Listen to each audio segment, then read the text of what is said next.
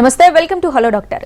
వాళ్ళ హలో డాక్టర్లో సంతానలేమి సమస్యకు సంబంధించి సలహాలు సూచనలు అందించడానికి మనతో పాటు స్టూడియోలో ఉన్నారు 49 సంతాన సాఫల్యత అండ్ పరిశోధన కేంద్రం నుండి డాక్టర్ గ్రీష్మ గారు ఉన్నారు. వారిని అడిగి సలహాలు సూచనలు తెలుసుకుందాం. మీరు కూడా ఇలాంటి సమస్యతో బాధపడుతుంటే స్క్రీన్ మీద డిస్ప్లే అవుతున్న నెంబర్కి కాల్ చేసి డాక్టర్ గారితో లైవ్లో మాట్లాడొచ్చు. Hello doctor, very good afternoon. నమస్తే అండి. ఈ మధ్య కాలంలో చూస్తూనే ఉన్నాం, సంతానలేమి సమస్య అనేది చాలా ఎక్కువైపోయింది. ఇది రావడానికి మెయిన్ రీజన్స్ ఏంటంటారు? ఇప్పుడు సంతానలేమి సమస్య అనేది రావడానికి రీజన్స్ అంటే ఈ మధ్య మనకున్న లైఫ్ స్టైల్ కావచ్చు, లేకపోతే ప్రెగ్నెన్సీ లేట్గా ప్లాన్ చేసుకోవడం కావచ్చు, లేట్ మ్యారేజ్ అనేది కావచ్చు. సో ఇట్లా రకరకాల రీజన్స్ అనేది ఉండొచ్చు. కాకపోతే ఇప్పుడు మనకి ఏంటి అంటే ఇప్పుడు అది 4 బ్రాడ్ కేటగిరీస్ కింద మనకి డివైడ్ చేసుకోవచ్చు అనమాట. ఒకటి ఏంటి అంటే ఒకటి ఫీమేల్ అనమాట, ఫీమేల్ ఇన్ఫర్టిలిటీ ఒకటి. ఇంకా నెక్స్ట్ వచ్చేసి మేల్ పరమైన సమస్యలు ఏమన్నా ఉంటే మేల్ ఇన్ఫర్టిలిటీ ఒకటి. ఇంకొకటి ఏంటి అంటే కంబైన్డ్ అనమాట, ఇద్దరికి సంబంధించి సమస్యలు ఏమైనా ఉంటే కంబైన్డ్ కాజెస్ అంటాం. ఇంకా నెక్స్ట్ కేటగిరీ ఏంటి అంటే అన్ఎక్స్ప్లెయిన్డ్ అనమాట. అంటే మనం టెస్ట్లన్నీ చేసి చూస్తే ఫీమేల్కి ఏ సమస్య ఉండదు, అట్లాగే మేల్కి హస్బెండ్కి కూడా ఏ సమస్య ఉండదు, అన్నీ నార్మల్గానే ఉంటాయి. సో అయినా కానీ మనకి రీజన్ తెలియదు అనమాట, అన్ఎక్స్ప్లెయిన్డ్ ఇన్ఫర్టిలిటీ. సో ఇది యూజువల్గా ఒక 15-20% కేసెస్లో ఇలా ఉండొచ్చు అనమాట. ఈ మధ్యకాలంలో ఆల్మోస్ట్ మేల్కి ఫీమేల్కి అంటే ఆల్మోస్ట్ ఈక్వల్గా ఉన్నాయి. అంటే మేల్లో కానీ ఫీమేల్లో కానీ ప్రాబ్లమ్స్ మనకి ఇన్ఫర్టిలిటీ సమస్య అనేది రావడానికి. అట్లానే ఇప్పుడు మళ్ళీ ఫీమేల్లో తీసుకుంటే రీజన్ ఏమై ఉండొచ్చు ఇన్ఫర్టిలిటీకి అంటే ఇట్లా మనకి ఫీమేల్లో నార్మల్గా ఒవేరియన్ కాజెస్ అని చూస్తాము, నెక్స్ట్ ట్యూబల్ కాజెస్, నెక్స్ట్ హార్మోన్స్లో ఏమన్నా ప్రాబ్లం ఉంటే హార్మోనల్ కాజెస్, నెక్స్ట్ ఎండోమెట్రియోసిస్ అంటాం. సో అట్లా ఏమన్నా ప్రాబ్లం ఉన్నా, లేకపోతే యుట్రైన్ కాజెస్, అది అంటే యుట్రస్లో ఏమన్నా సమస్యలు ఉన్నా, నెక్స్ట్ వచ్చేసి ఇన్ఫెక్షన్స్ అనమాట, అట్లాంటివి ఏమైనా ఉన్నా. సో ఇట్లా మనం బ్రాడ్గా డివైడ్ చేయొచ్చు. ఇప్పుడు మేల్లో చూస్తే ఇప్పుడు మేల్లో అంటే ఆక్యుపేషన్ ఏంటి, సో మనం హిస్టరీ తీసుకునేటప్పుడు ఇదంతా ఇంపార్టెంట్ అనమాట. సో అంటే ఓవర్గా హీట్ ఎక్స్పోజర్ ఏమన్నా ఉందా పనిచేసేటప్పుడు, అట్లానే స్మోకింగ్, ఆల్కహాల్ ఏమన్నా అంటే ముందు చిన్నప్పటి నుంచి ఏమన్నా ఇన్ఫెక్షన్స్ లాంటివి ఉన్నాయా, ప్రాబ్లమ్స్, లేకపోతే సర్జరీస్ అట్లాంటివి ఏమైనా జరిగాయా.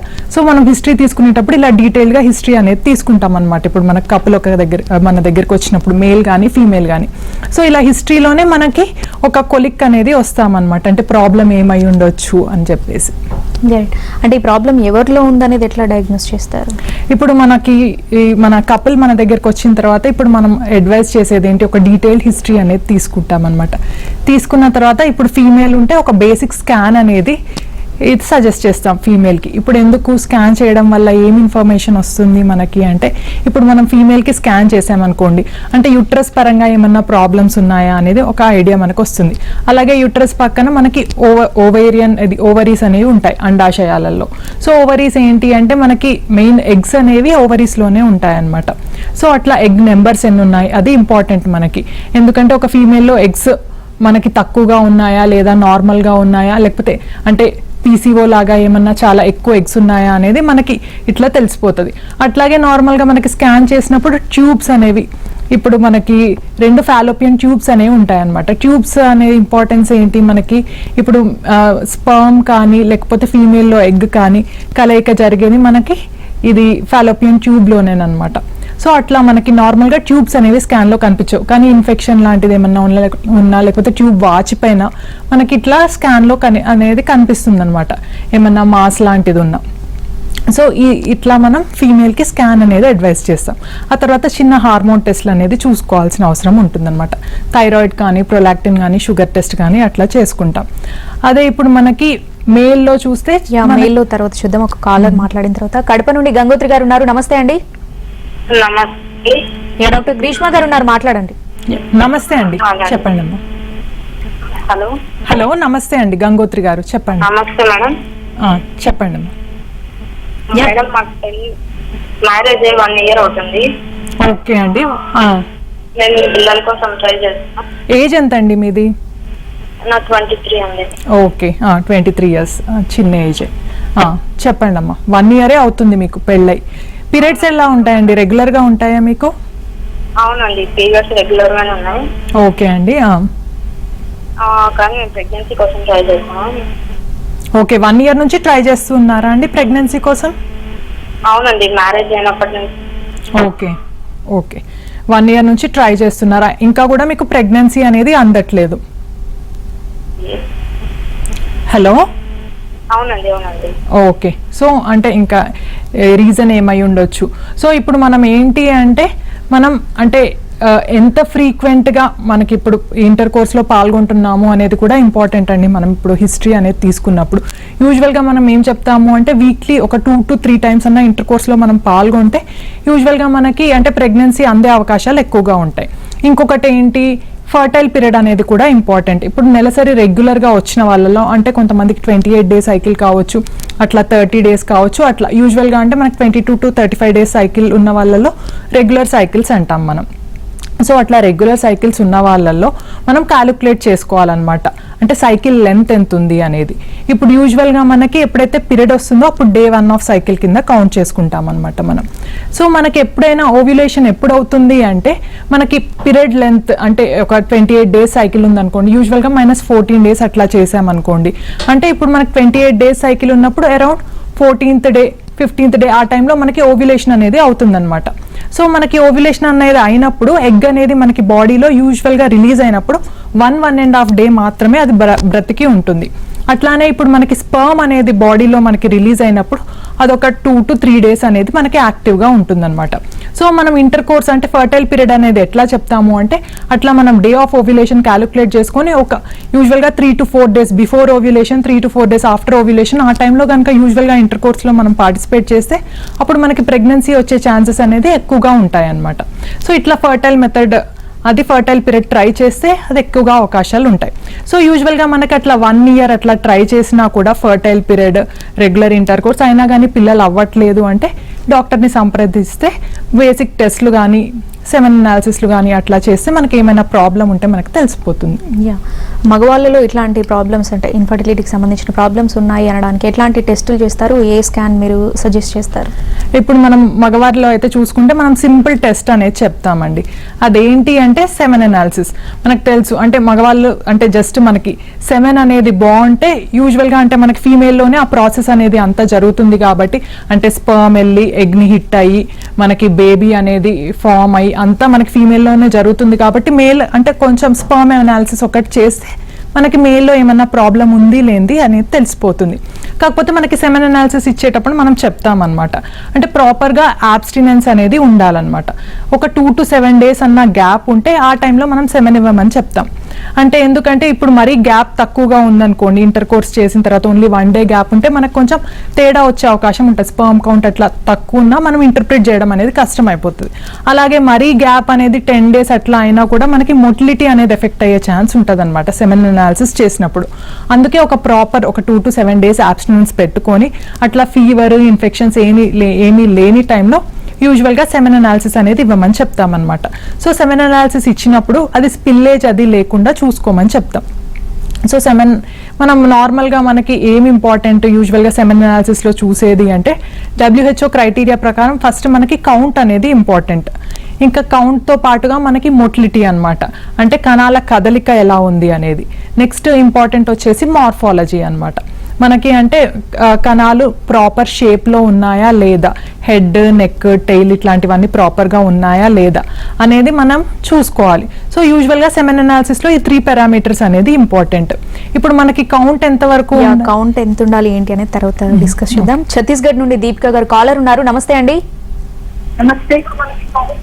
హలో హలో, వినిపిస్తుందా అండి? చెప్పండి మ్యామ్. యా, డాక్టర్ గ్రీష్మ గారు ఉన్నారు. మీరేం తెలుసుకోవాలనుకుంటున్నారో మాట్లాడండి, మీ డౌట్ ఏంటో చెప్పండి. హలో వినిపిస్తుంది. హలో నమస్తే అండి, చెప్పండి. నాకు అంటే ప్రెగ్నెన్సీ ప్రాబ్లం వస్తుందండి. ఓకే, అంటే మీ ఏజ్ ఎంత అండి? మ్యారేజ్ అయ్యి ఎన్ని ఇయర్స్ అవుతుంది? అంటే 10 సంవత్సరాల పాప ఉంది. ఓకే అండి. సో ఇప్పుడు నాకు సెకండ్ ప్రెగ్నెన్సీ అవ్వడం లేదు. ఓకే, సెకండ్ ప్రెగ్నెన్సీ అవ్వడం లేదా అండి మీకు? ఓకే, ఇప్పుడు ఏజ్ ఎంత అండి మీది? నాది ఇప్పుడు 30. Okay, 30 years. ఆల్ అదే ఇంకా మీకంటే ఇప్పుడు ఆల్మోస్ట్ అంటే ఒక బేబీ ఉంది కాబట్టి ఆల్రెడీ ఇప్పుడు సెకండరీ ఇన్ఫర్టిలిటీ కిందకి వస్తుంది. ఫస్ట్ బేబీ అయిన తర్వాత అబార్షన్స్ ఇట్లా ఏమన్నా అయ్యాయా అండి? ప్రెగ్నెన్సీస్ ఎప్పుడన్నా వచ్చాయా? అంటే టాబ్లెట్స్ తిన్నాను. ఓకే, టాబ్లెట్స్ తీసుకున్నా. ఓకే, అంటే అబార్షన్స్ అట్లా కూడా ఏం అవ్వలేదు మీకు ఇంతవరకు? లేదు లేదు. ఓకే, అంటే అసలు ప్రెగ్నెన్సీనే అందట్లేదు ఫస్ట్ బేబీ తర్వాత. ఫస్ట్ బేబీ ఎట్లా న్యాచురల్ కన్సెప్షన్ స్పాంటేనియస్ గానే, అంటే బేబీ ఇది కన్సీవ్ అయ్యారా లేకపోతే అప్పుడు కూడా ఏమన్నా టాబ్లెట్స్ లాంటివి ఏమన్నా తీసుకోవాల్సి వచ్చిందా? పాప పుట్టిన తర్వాత అంటే 2-3 సంవత్సరాల తర్వాత నాకు మళ్ళీ ప్రెగ్నెన్సీ వచ్చింది. ఓకే. ఇంట్లో ప్రాబ్లమ్స్ వల్ల అంటే దానికి 4 months ప్రెగ్నెన్సీ పాడైపోయింది. ఓకే. అప్పటి నుంచి నాకు ఏది ఆగట్లేదు, అంటే ఒకటి కూడా ఉండట్లేదు. ఓకే, అంటే ప్రెగ్నెన్సీ అనేది అసలు నిలవట్లేదా? ఊరికే అబార్షన్ అయిపోతుందా? అంటే ఆగుతుంది. ఆగిన 1 month తర్వాత అది పీరియడ్ వస్తుంది. ఓకే. ఓకే అండి, అంటే ఇప్పుడు ఏంటి అంటే ఒక బేబీ అయిన తర్వాత కూడా మళ్ళీ నెక్స్ట్ ప్రెగ్నెన్సీ తనకి వస్తూ ఉంది కానీ అది సరిగ్గా అంటే ఉండట్లేదు అనమాట ప్రెగ్నెన్సీ. సో ఇప్పుడు మనకి ఏంటి అంటే మనం ఇప్పుడు ప్రెగ్నెన్సీ కన్సీవ్ అయిన తర్వాత యూజువల్గా మనకి ఏంటి అంటే మనకి పీరియడ్ మిస్ అయిన తర్వాత మనం యూజువల్గా ప్రెగ్నెన్సీ టెస్ట్ అనేది చేసుకుంటాం. అంటే మనకి అవ్వాల్సిన టైంలో మనకి పీరియడ్ కనుక రాకపోతే ప్రెగ్నెన్సీ టెస్ట్ మనకి కొన్నిసార్లు ఏంటి అంటే అది స్ట్రాంగ్ పాజిటివ్ ఉందా లేకపోతే కొన్నిసార్లు వీక్ పాజిటివ్ ఉందనుకోండి, అప్పుడు నిజంగానే ప్రెగ్నెన్సీ ఉందా లేదా అనేది కన్ఫర్మేషన్ ఎలా చేసుకోవాలి? మనకి బ్లడ్లో అనమాట. ఇప్పుడు మనకి బాడీలో కనుక ప్రెగ్నెన్సీ ఉంటే మనకు ఆ హార్మోన్ అనేది బ్లడ్లో కూడా డిటెక్ట్ అవ్వాలి. అది బీటా హెచ్సిజీ అనే హార్మోన్ అంటాం అనమాట. సో దానివల్ల మనకు తెలుస్తుంది అనమాట అంటే ప్రెగ్నెన్సీ ఉందా లేదా అని చెప్పేసి. ఆ హార్మోన్ లెవెల్స్ కూడా మనకి ఏంటి అంటే మనకి డబ్లింగ్ అనేది కూడా కరెక్ట్గా అవ్వాలన్నమాట. ఆ హార్మోన్ అనేది ఒకసారి మనకి అంటే కొంచెం 100 అట్లా ఉందనుకోండి, నెక్స్ట్ 48 hours తర్వాత చేస్తే అది డబుల్ అనేది కరెక్ట్గా ఉంటే మనకి ప్రెగ్నెన్సీ అనేది మంచిగా ప్రొసీడ్ అవుతున్నట్టు. లేకపోతే అది డబ్లింగ్ అనేది సరిగ్గా లేదు అంటే మనం కొంచెం అంటే అది ఫెయిలింగ్ ప్రెగ్నెన్సీ కానీ లేకపోతే బయోకెమికల్ ప్రెగ్నెన్సీ లాగా కానీ తీసుకోవచ్చు మనకి తర్వాత బీటా హెచ్సిజీ పడిపోతుంది అంటే. సో మళ్ళీ ఆ తర్వాత ఇప్పుడు మనం ఏం చేయాలి అంటే ఇప్పుడు మనకి అంతా బాగానే ఉంది అంటే మనం పీరియడ్ మిస్ అయిన తర్వాత యూజువల్గా 6 weeks అట్లా అయిన తర్వాత మనం స్కాన్ అనేది చేసుకోవాలన్నమాట. అంటే ఎర్లీ ప్రెగ్నెన్సీ స్కాన్ అంటాం. లేకపోతే ఊరికే అబార్షన్ హిస్టరీ ఉందంటే యూజువల్గా 5 weeksలో అట్లానే స్కాన్ సజెస్ట్ చేస్తారు. అంటే మనకి అంటే యుట్రస్ లోపల ఏమన్నా ఎర్లీ ప్రెగ్నెన్సీలో మనకి జెస్టేషనల్ శాక్ అనేది కనిపించాలన్నమాట. అట్లా క్లియర్గా ఉందా లేదా అనేది చూస్తారనమాట. సో ఆ తర్వాత మళ్ళీ మనకి 6 weeksకి బేబీకి హార్ట్ బీట్ అట్లా అనేది క్లియర్గా రావాలి. సో అట్లా మనకి ప్రోగ్రెస్ అవుతుందా లేదా ప్రెగ్నెన్సీ అనేది చూసుకుంటూ ఉండాలి. ఎందుకంటే మనకి ఫస్ట్ 3 months అనేది క్రూషియల్ పీరియడ్ అనమాట. ఫస్ట్ 3 monthsలో కనుక ప్రెగ్నెన్సీ అనేది సరిగ్గా ఉంటే అది కంటిన్యూ అవ్వడానికి అవకాశాలు ఎక్కువగా ఉంటాయి. లేకపోతే అసలు మనకి ప్రెగ్నెన్సీ రావడంలోనే ప్రాబ్లం ఉంది అంటే మనం ఏం చేయాలి అంటే మనకి రెగ్యులర్ పీరియడ్స్ అయితే మనం పెద్ద వరి అవ్వాల్సిన అవసరం లేదు. కాకపోతే ఇర్రెగ్యులర్ పీరియడ్స్ ఉన్నాయనుకోండి, చిన్న స్కాన్ చేసుకొని అసలు ఎగ్ నెంబర్స్ బాగానే ఉన్నాయా లేకపోతే ఎగ్ నెంబర్స్ ఏమన్నా తక్కువగా ఉన్నాయా లేకపోతే పీసీఓ లాగా ఏమన్నా అయ్యిందా అదొకటి చూసుకోవాలి. ఇంకొకటి ఏంటి అంటే మనకి వెయిట్ గెయిన్ అనమాట. మనకి బేబీ అది అయిన తర్వాత మనం వెయిట్ ఏమన్నా పుట్ ఆన్ అయ్యామా, దీనివల్ల కూడా కొంచెం హార్మోనల్ ఇంబ్యాలెన్స్ అనేది ఉంటుందన్నమాట బాడీలో. సో మీ హార్మోన్స్ థైరాయిడ్ కానీ ప్రొలాక్టిన్ కానీ ఎలా ఉన్నాయి, సరిగ్గా ఉన్నాయా లేదా, ఇవన్నీ మనం చెక్ చేసుకోవాలన్నమాట. మళ్ళీ నెక్స్ట్ హస్బెండ్లో కూడా సెమెన్ అనాలిసిస్ అనేది ఎలా ఉంది, బాగుందా లేదా. అంటే మనకి అప్పుడు ఫస్ట్ కన్సెప్షన్లో నార్మల్ ఉన్నా మళ్ళీ ఇప్పుడు ఇంత గ్యాప్ వచ్చింది కాబట్టి తర్వాత సెమెన్లో కూడా వేరియేషన్స్ వచ్చే అవకాశాలు ఉంటాయి. సో ఒక ఫర్టిలిటీ కన్సల్టెంట్ని సంప్రదిస్తే ఇవన్నీ టెస్టులు చేసి మనం ఒక డయాగ్నోసిస్కి రావచ్చు ఏ ట్రీట్మెంట్స్ ఇవ్వాలి. కాలర్ ఉన్నారు లక్ష్మి గారు. నమస్తే అండి. నమస్తే అండి డాక్టర్ గారు. నమస్తే అండి లక్ష్మి గారు, చెప్పండి. నెలసరిలో నొప్పి వస్తుందండి, ఓవర్ బ్లీడింగ్ అయిపోతుంది. ఏజ్ ఎంత అండి మీది? మా పాప అండి 27వ సంవత్సరం అండి. మ్యారేజ్ 2 సంవత్సరాలు అయిందండి. మీ పాపకా అండి ప్రాబ్లం? మా పాప అండి చాలా బాధపడుతుందండి. ఓకే, 27 years కానీ బ్లీడింగ్ అనేది చాలా ఎక్కువగా అవుతుందా అమ్మా నెలసరి టైంలో? నెలసరిలో బాగా అయిపోయి నొప్పి వచ్చేస్తుందండి. ఓకే, బాగా ఎక్కువ నొప్పి. అది ఎప్పటి నుంచి ఉందమ్మా అట్లా? మ్యారేజ్ అయ్యాక 3 years బాగానే 3 సార్లు బాగానే వచ్చేసింది నెలసరి. తర్వాత ఓవర్ బ్లీడింగ్ అయింది, మందులు వాడాము. ఆ డాక్టర్ దగ్గరికి తీసుకెళ్తే సరేలే అని నెలసరికి అదే 21 రోజు టాబ్లెట్లు వాడమన్నారు. ఓకే, 21 days టాబ్లెట్స్ వాడమన్నారా నెలసరి సరిగ్గా అవడానికి? నెలసరి సరిగ్గా రావాలన్నమాట. ఓకే, అలా వాడుతుంటే ఈ హార్మోన్స్ అయిపోయి అప్పటి నుంచి విపరీతంగా నొప్పి వచ్చేసి అసలు తగ్గల. చాలా 10 రోజులు 20 రోజులు బ్లీడింగ్ అయిపోతే హాస్పిటల్ కూడా పెట్టారు. ఓకే ఓకే, ఓవర్ బ్లీడింగ్ అనేది అవుతూ ఉంది అంటే ఇట్లా గర్భసంచి పొరలు ఉంటాయి కదండి, అందులో గడ్డి ఉంది అంటున్నారండి. దేంట్లో అమ్మ, గర్భాశయంలోనా? గర్భాశయం పొరల్లో ఉంది అంటున్నారు. ఓకే, పొరల్లో అంటే ఫైబ్రాయిడ్ గడ్డలాగా అవ్వచ్చు. అసలు ప్రెగ్నెన్సీ వచ్చిందా మీ పాపకు ఒక్కసారన్నా? ఏమి రాలేదండి, 2 years అయింది. అది 1 year లోనే ఇలా ప్రాబ్లం వచ్చింది అనమాట. ఓకే ఓకే, సో అంటే ఇప్పుడు ఏంటి అంటే ఒకటి మనకి పెయిన్ఫుల్ పీరియడ్స్ అని చెప్తున్నారు. ఇప్పుడు మనకి పెయిన్ఫుల్ పీరియడ్స్కి రీజన్ ఏమై ఉండొచ్చు అంటే యూజువల్గా మనకి రిప్రొడక్టివ్ ఏజ్ గ్రూప్లో ఫైబ్రాయిడ్స్ అనమాట.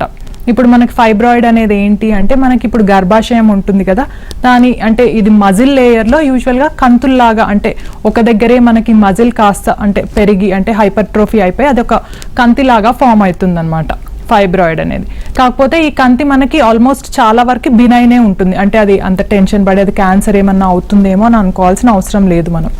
సో అదొకటి. సో ఇప్పుడు ఏంటి అంటే ఇప్పుడు ఈ కంతి కొన్నిసార్లు మనకి ఇది ఎండోమెట్రియం అనేది ఉంటుంది కదా గర్భాశయం లోపల లేయర్, అది అంటే సబ్మ్యూకోజా అనమాట. దాని లోపలికి రావచ్చు, మనకి లోపల లేయర్లోకి వస్తే దాన్ని సబ్మ్యూకోజల్ ఫైబ్రాయిడ్ అంటాం. దీనివల్ల ఏమవుతుంది అంటే ఇప్పుడు మనకి ఎప్పుడైతే మనకి గర్భాశయం అనేది ఉంటుందో, ఇప్పుడు మనకి ఏదైనా గర్భాశయం లోపలికి వచ్చింది అంటే మనకి గర్భాశయం ఏం చేస్తుంది, దాన్ని ఎక్స్పెల్ చేయాలి అంటే లోపల ఏదో ఉంది దాన్ని బయటికి తోలేయాలి అని విపరీతంగా కంట్రాక్షన్స్ అనేవి వస్తాయి అన్నమాట. సో యూజువల్గా మనకి ఏంటి అంటే పీరియడ్స్ టైంలో ఏమవుతుంది, అట్లా ఏదో ఉంది అని చెప్పేసి మనకి బాగా ఇట్లా కంట్రాక్షన్స్ అయ్యేసరికి హెవీ బ్లీడింగ్ కానీ పెయిన్ కానీ మనకి విపరీతంగా వస్తుందన్నమాట. మనకి ఏంటి అంటే సర్ఫేస్ ఏరియా కూడా పెరిగిపోతుంది మనకు ఒక గడ్డ అనేది లోపలికి వచ్చింది అంటే, దీనివల్ల కూడా మనకి బ్లీడింగ్ అనేది ఎక్కువ అవుతూ ఉంటుందన్నమాట. సో అట్లా మనం చూసుకోవాలి ఫైబ్రాయిడ్ లొకేషన్ అనేది ఎక్కడుంది అనేది. సో ఇంకొకసారి ఏంటి అంటే ఫైబ్రాయిడ్ అనేది మనకి ఇంట్రామ్యూరల్ అంటే మజిల్ లోపలే ఉంటుంది, అంటే మనకి అది ఎండోమెట్రియంకి దూరంగా ఉంటే వరి అవ్వాల్సిన అవసరం ఏమీ లేదనమాట.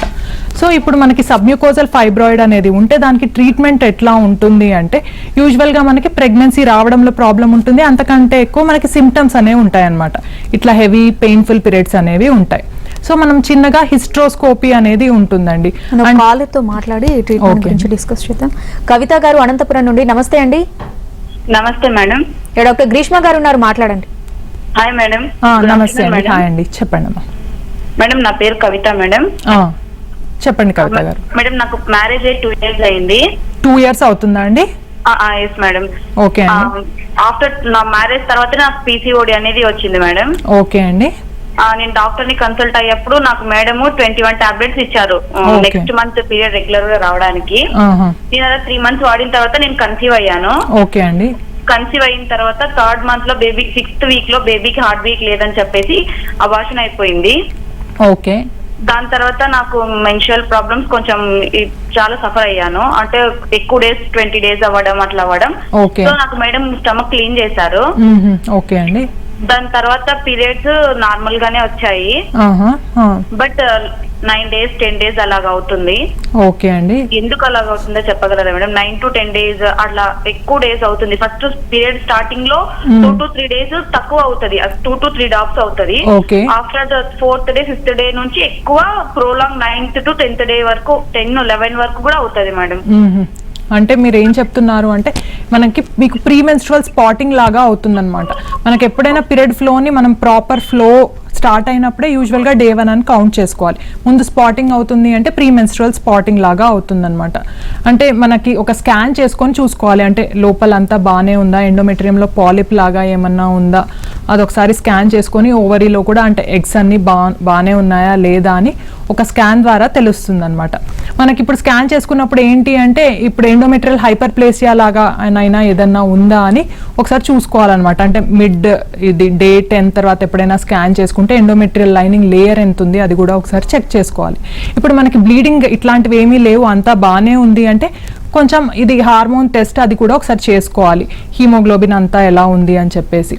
అదంతా చేసుకున్న తర్వాత అట్లాంటి ప్రాబ్లం ఏమన్నా ఉంటే ఫస్ట్ వాటికి ట్రీట్మెంట్ ఇచ్చుకోవాలి.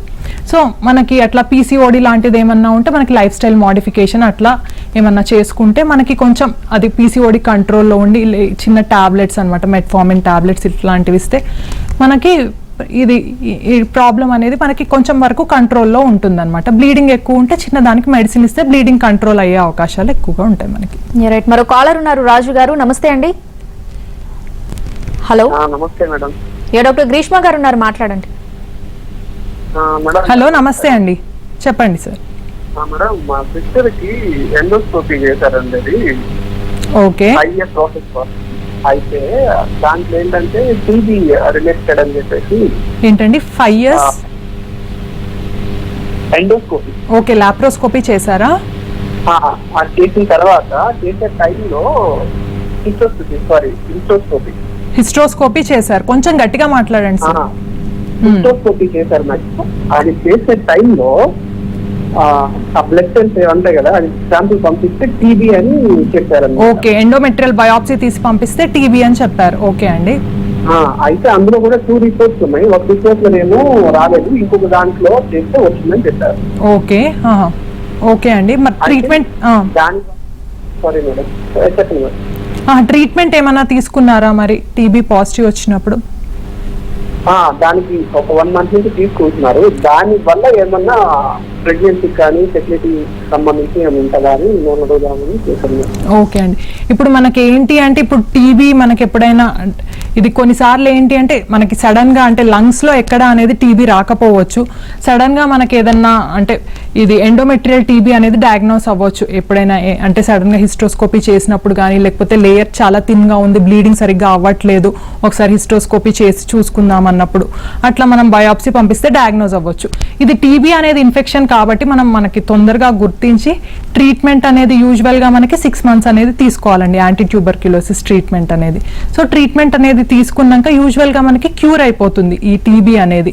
కాకపోతే కొన్నిసార్లు ఏమవుతుంది అంటే క్యూర్ అయిన తర్వాత కూడా మనకి కొంచెం ఎండోమెట్రియం అనేది థిన్ గా ఉండొచ్చు కొంతమందిలో, అది ఇంకా రికవర్ అవ్వకపోవచ్చు అనమాట, కొంచెం థిన్గా ఉండే అవకాశాలు ఉంటాయి. ఇంకా కొంతమందిలో ఏంటి అంటే ట్రీట్మెంట్ తీసుకున్న తర్వాత మొత్తం కంప్లీట్గా క్యూర్ అయిపోయి అంతా నార్మల్గానే అయ్యే అవకాశాలు కూడా ఉంటాయి. కాకపోతే టీబీ అనేది వచ్చినప్పుడు మనకి ట్యూబ్స్ అనేవి కూడా అది సైలెంట్గా అది ఎఫెక్ట్ చేస్తుంది అనమాట. ట్యూబ్ అంటే మనకి పేటెన్సీ టెస్ట్ చేస్తే నార్మల్ ఉన్నా కూడా లోపల సీలియరీ మెకానిజం ఇదంతా కూడా కొంచెం ఎఫెక్ట్ చేసే ఇది ఉంటుంది అనమాట టీబీకి. సో మనకి ఈ టీబీ వచ్చిన తర్వాత కూడా ప్రెగ్నెన్సీకి ట్రై చేసిన తర్వాత కూడా మనకి ప్రెగ్నెన్సీ సరిగ్గా అవ్వట్లేదు, న్యాచురల్గా కానీ ఐయుఐ తర్వాత కూడా అవ్వట్లేదు అంటే మనం ట్యూబ్స్ అనేవి సరిగ్గా లేవు అనుకొని నెక్స్ట్ మనం వేరే ట్రీట్మెంట్స్కి ట్రై చేయాలండి. కాలర్ ఉన్నారు, మంజుల గారు, నమస్తే అండి. నమస్తే మేడం. డాక్టర్ గ్రీష్మ గారు ఉన్నారు, మాట్లాడండి. నమస్తే అండి మంజుల గారు, చెప్పండి. నమస్తే మేడం, నాకు 15 సంవత్సరాలు అవుతుంది మేడం పెళ్ళి. ఒక పాప అయింది, పాపకు 12 సంవత్సరాలు ఇప్పుడు. ఓకే అండి, పాపకు 12 సంవత్సరాలు. ఏమైందమ్మా? 12 సంవత్సరాలు పాప. మళ్ళీ ప్రెగ్నెన్సీ కోసం ట్రై చేస్తే కావట్లేదు, హాస్పిటల్ తిరిగినా కూడా. మీ ఏజ్ ఎంత అండి? 30 years. 30 years? Okay, 30 years.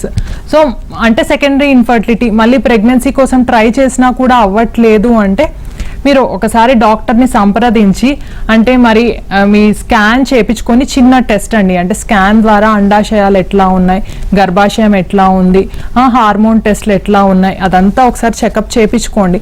ఆ తర్వాత హస్బెండ్ది కూడా కణాల టెస్ట్ ఎట్లా ఉంది, అంటే మనకి మోటిలిటీ, మార్ఫాలజీ, కౌంట్ ఇవన్నీ నార్మల్గా ఉన్నాయా లేదా, అవన్నీ బాగానే ఉన్న తర్వాత చిన్న ట్యూబ్ టెస్ట్ అండి. అంటే మనకి ట్యూబ్స్ కూడా లోపల ఒక్కొక్కసారి మనకి ప్రెగ్నెన్సీస్ ఇట్లా అయిన తర్వాత కొంచెం ఇంత గ్యాప్ ఉంది కాబట్టి ఇన్ఫెక్షన్స్ వల్ల కొంచెం బ్లాక్ అయ్యే అవకాశాలు ఉండుంటాయి. సో మనకి ఓపెన్ చేయగలిగేదైతే చిన్న హెచ్ఎస్జీ ద్వారా కానీ ఇట్లా ట్యూబ్ పేటెన్సీ టెస్ట్ ద్వారానే ఓపెన్ అయిపోతాయి అన్నమాట. ఆ తర్వాత మీరు ట్రై చేసుకుంటే మనం చూడొచ్చు అంటే ప్రెగ్నెన్సీ వస్తుంది. ఫైనల్ ట్రీట్మెంట్ ఎట్లా ఉంటుందంటారు అన్నింటికి కలిపి? ఇప్పుడు పేషెంట్ ఒక్కొక్క కండిషన్తో ఉన్నారు కదా, సో ఎట్లా ట్రీట్ చేస్తారు వీళ్ళు? ఇప్పుడు మనకి ఏంటి అంటే ఇన్ఫర్టిలిటీలో అందరికీ ఒకే రకంగా కాకుండా టైలర్డ్ అప్రోచ్ అనేది ఉంటుందన్నమాట. అంటే వాళ్ళ కండిషన్ని బట్టి, అంటే ఎంత ఏజ్ ఆఫ్ మ్యారేజ్, ఇప్పుడు మనం అనుకున్నాం కదా స్కాన్ సెమెన్ అనాలిసిస్ చేసిన తర్వాత మనకు ఒక డయాగ్నోసిస్ అనేది వస్తుంది. అంటే ఇప్పుడు మ్యారేజ్ అయ్యి ఇది తక్కువ ఇయర్స్ అవుతుంది, అన్నీ బాగానే ఉన్నాయి, ఇంకా ఇప్పటివరకు ఏం ట్రీట్మెంట్స్ తీసుకోలేదు, ఇప్పుడు మనకి ఏంటి అంటే 80% మంది కన్సీవ్ అయిపోతారండి మ్యారేజ్ అయిన 1 year తర్వాత. మనకి ఒక 2 years లో ఆల్మోస్ట్ 90% అనేది కన్సీవ్ అయిపోతారు. ఈ 10 to 12% మంది అంటే మనకి కన్సీవ్ అవ్వకుండా యూజువల్ గా ఇన్ఫర్టిలిటీ ట్రీట్మెంట్స్ కోసం మనకి తిరుగుతూ ఉంటారనమాట. సో అట్లాంటి వాళ్ళకి మనం చిన్న టాబ్లెట్ మెథడ్, ఇప్పుడు ట్యూబ్ పేటెన్సీ టెస్ట్ అంటే ట్యూబ్స్ అన్ని బాగుండి, సెమెన్ టెస్ట్ అదంతా బాగుండి, ఎగ్ నెంబర్స్ అన్ని బాగుంటే చిన్న టాబ్లెట్ మెథడ్ అది ట్రై చేస్తాం అనమాట. దీనివల్ల వి విల్ బి షూర్ అనమాట, అంటే బాడీలో ఎగ్ సరిగ్గా రిలీజ్ అవుతుందా లేదా, ఫాలిక్యులర్ ట్రాకింగ్ అది చేస్తే మనకి తెలిసిపోతుంది. సో ఏ టైంలో కలిసి ఉండాలి అనేది చెప్తామన్నమాట.